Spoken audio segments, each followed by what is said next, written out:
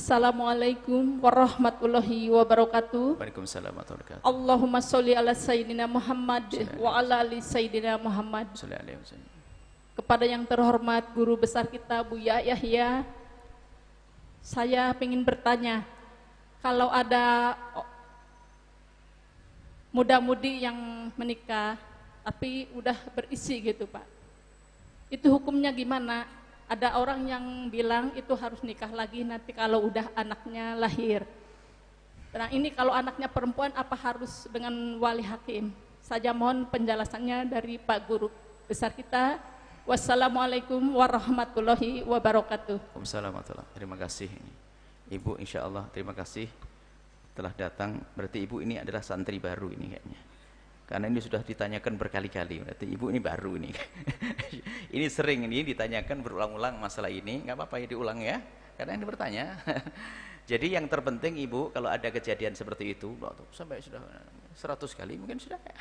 Karena selalu banyak kejadian zina sudah. Jadi sampai hampir setiap majelis kita sering ditanya ini. Termasuk Ibu yang tanya yang terakhir di bulan ini. Baik, nggak apa-apa, istiqomah insya Allah. Kalau orang baru istiqomah. Baik, kalau ada kejadian perzinaan, naudzubillah, Anda jangan bicara hukum dulu. Begitu mudahnya urusan hukum. Akan tapi bagaimana menghimbau agar pelaku zina itu adalah sadar terlebih dahulu, itu yang mahal. Jadi bukan urusan hukum, hukum sederhana, enteng, gampang, sudah jelas para ulama. Tapi tarbiyah pendidikan, bagaimana dia menyesali dosanya itu, supaya dia tidak terus terpuruk dalam perzinaan. Sebab orang yang pernah melakukan zina, kalau tidak kunjung ada kesadaran, maka mudah melakukan 1000 kali zina. Kenapa? Syahwat itu seperti orang lapar, setiap saat akan datang berkala. Di saat tidak ada istrinya pun, karena dia biasa berzina, dia akan berzina karena tidak takut kepada Allah. Orang sering hanya bicarakan urusan hukum, lupa urusan pendidikan dan tarbiyah. Yang perlu ditekankan adalah tarbiyah. Alat pendidikan hukum masalah gampang. Masalah perwalian perempuan gampang, tidak ada masalah, enteng sekali, nggak susah. Tapi tarbiyah kesadaran, sudah kau menyesali perbuatan itu, kita nasihati, kemudian diajari untuk menutup aib tersebut. Saya tidak akan jawab fikih gampang, enteng. Kita ajari, setelah kita ajak dia untuk sadar bahwasanya itu dosa besar, kemudian yang kedua kita ajar dia menutup aibnya. Jangan sampai ada orang tahu kalau kalian pernah berzina. Bahkan anakmu yang ada di dalam perutmu pun tidak boleh tahu kalau engkau pernah berzina, supaya engkau tetap mulia di hadapan anakmu. Ini pendidikan yang terpenting. Masa ada orang zina di kampung, satu kampung tahu semua? Itu yang salah siapa? Yang salah kita, orang satu kampung. Yang kedua adalah menutup aib. Ajari dia untuk menutup aib. Yang ketiga adalah kita yang melihat dia, membantu dia untuk menutup aib. Kalau Anda ingin mulia di hadapan Allah, kalau Anda ingin ditutup aib Anda oleh Allah, kalau Allah ingin mengampuni dosa Anda, maka bantulah orang-orang yang kepleset, terperosok, terjerumus, masuk dalam kehinaan, kecelakaan, untuk tutup aibnya dia. Dengan apapun, bahkan kalau Anda membayar sebanyak-banyaknya uang demi menutup aibnya dia. Karena dia adalah orang yang kecelakaan.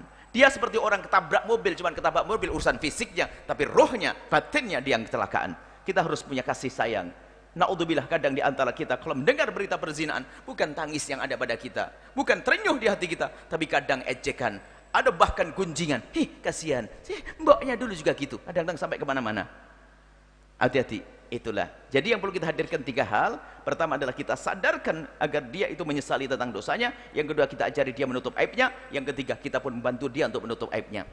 Bagaimana caranya? Yang namanya menutup aib ada cara tentunya. Yang penting bagaimana agar dia, anaknya, tetangganya, bahkan ibunya, bapaknya tidak tahu kalau dia berzina. Kenapa? Zina itu kalau sudah dibuka, aib yang akan nempel di jidat siapapun. Hina dan hina, hanya manusia rendah yang bisa melakukan zina. Wanita mulia susah melakukan zina. Tapi Allah Maha Pengampun. Coba, Allah Maha Pengampun. Siapapun yang pernah kepleset dalam zina, memang itu adalah hina, akan tapi tetap kembalilah kepada Allah. Allah Maha Pengampun. Kalau sudah Allah mengampuni seperti orang yang tidak pernah berzina, akan tapi bekasnya itu yang akan lama. Kalau ada seorang anak punya bapak ibu mu'allaf, dia masih bangga, kafir paling jeleknya kemaksiatan adalah kufur. Akan tapi kalau bapaknya mu'allaf masuk Islam, dia masih bisa berbangga bercerita, abahku mu'allaf masuk Islam. Tapi kalau seorang anak berkata, ibuku pernah berzina, berat. Maka kami himbau juga, kalau sudah urusan zina, saya ngomongnya panjang ini. Kalau kami sampaikan juga, urusan menghalalkan sebuah jalinan sangat mudah, nggak usah susah-susah. Ada pintu halal, kenapa masuk pintu haram? Ada pintu halal. Ini duduk di sini akan nikah, beres kok, halal di hadapan Allah. Ayo. Kenapa harus pakai melakukan yang haram? Makanya kami pun juga akan menjelaskan membuka pintu halal sangat mudah. Menikah sangat mudah dan harus dimudahkan. Itulah nasihat dulu yang penting. Kalau masalah hukum sederhana. Nah, baru sekarang saya bicara hukum. Pernikahannya orang yang hamil, astagfirullah. Semoga Allah menjaganya kalau ada yang terjadi. Allah mengampuninya, Allah menutup aibnya. Dan semoga Allah menjadikan kita penutup-penutup aib. Kemudian masalah hukumnya, ibu yang soleha, sederhana. Orang sering hanya bicara hukumnya. Pernahkah di saat kita bertanya hukum melihat tetangga kita, pernahkah kita menangisi tetangga kita? Itu yang terpenting. Kadang-kadang kita bicara hukumnya, hukum zahir saja. Sederhana. Hukumnya adalah dalam madhab kita Imam Syafi'i dan madhab Imam Malik, madhab Imam Abu Hanifah, bahwasanya menikahnya orang yang hamil adalah sah. Kalau nanti setelah melahirkan nggak harus menikah lagi, sah. Kalau menikah lagi malah terungkap, lu sudah nikah, kenapa nikah lagi? Waktu saya nikah dulu hamil, membongkar aib, kebodohan. Yang kedua, hati-hati, makanya ilmu penting. Sudah selesai pernikahannya, sah. Menurut madhab siapa? Imam Syafi'i, Imam Malik, Imam Abu Hanifah. Memang Imam Ahmad, alim besar, mujtahid, mengatakan tidak sah. Tidak sah karena menurut madhab Imam Ahmad bahasanya kandungan adalah penghalang pernikahan. Sementara madhab jumhur mengatakan yang kandungan menjadi penghalang pernikahan adalah kandungan yang ada bapaknya. Wa ulatul ahmali, orang yang punya kandungan itu iddahnya ayyaduna hamlahuna sampai melahirkan. Selagi belum melahirkan tidak bisa itu. Kalau selagi belum melahirkan tidak bisa nikah lagi, itu menurut madhab kita Imam Syafi'i dan jumhur, kalau memang ada suaminya. Kalau tidak ada suaminya, pernikahannya adalah sah. Ini panjang ceritanya. Kemudian di saat sah, bagaimana? Apakah anaknya nisbatnya sambung ke dia atau tidak? Ini panjang. Ini anaknya. Kemudian anaknya perempuan, anggap saja anaknya perempuan dan tidak nisbat. Misalnya setelah dinikahi baru 2 bulan lahir. Berarti jelas anaknya tidak bisa dinisbatkan kepada suaminya yang yang menikahinya, bapaknya. 3 bulan lahir. Maka ketahuilah, perempuan tersebut tidak bisa dinisbatkan kepada sang bapaknya. Kenapa? Dinikahi baru 3 bulan lahir. Lalu bagaimana ini perempuan mau nikah lagi? Enteng, nggak usah susah. Ada namanya tahkim atau hakim nanti. Cuma disembunyikan. Hakim yang bijak akan mengerti. Ibu, bapaknya walinya di mana? Karena dia seorang wanita yang dia diam.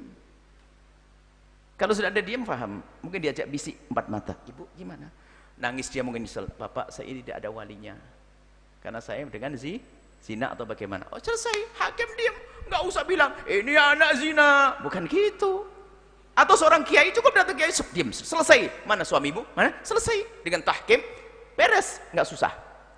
Datang ke kiai. Bantu walinya. Ribut mengatakan, walinya bagaimana? Anda tidak sadar. Waktu Anda bertanya, walinya di mana? Anda memberikan informasi satu kampung kalau dia berzina. Hati-hati.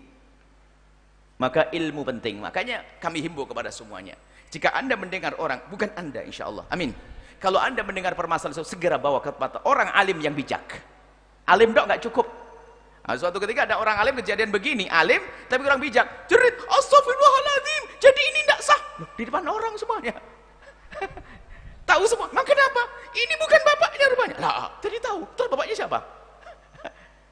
Harus orang alim yang bijak, dia menyelesaikan masalah. Akan ditarik pelan-pelan, diselesaikan permasalahan. Khususnya bab zina, ini ada fikih khusus. Naudzubillah. Kenapa? Fikih khusus dalam zina, penekannya adalah dalam urusan menutup aib. Dan ketahuilah, zina adalah hina. Semoga Allah menjauhkan kita dari zina, menjauhkan anak-anak kita dari zina, dan semoga Allah buka pintu halal, mencukupkan kita dengan halal dari kita. Selesai ibu, jika ada kejadian yang sesungguhnya, tidak akan di mimbar menyelesaikan masalah. Ibu bawa ke tempat, nanti kita obrolkan, wanita satu, laki-laki ngobrol. Kalau orang tersebut, kalau di mimbar nggak akan selesai. Anda pun mungkin bisa menangkap dari yang kami sampaikan, mungkin 99 Anda tangkap, 90 Anda tangkap, 80 Anda tangkap, 60, atau bahkan ada yang salah paham. Jadi kalau memang ada kejadian yang sesungguhnya, segera bawa. Jangan ditanyakan kepada yang bukan ahlinya, nanti malah dibongkar aibnya.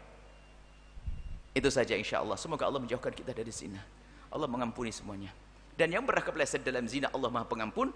Kembalilah kepada Allah dan Allah Maha Pengampun. Biarpun tadi berzina adalah hina dan hina, tapi kalau sudah minta ampun kepada Allah, beres semuanya. Wallahu a'lam bishawab.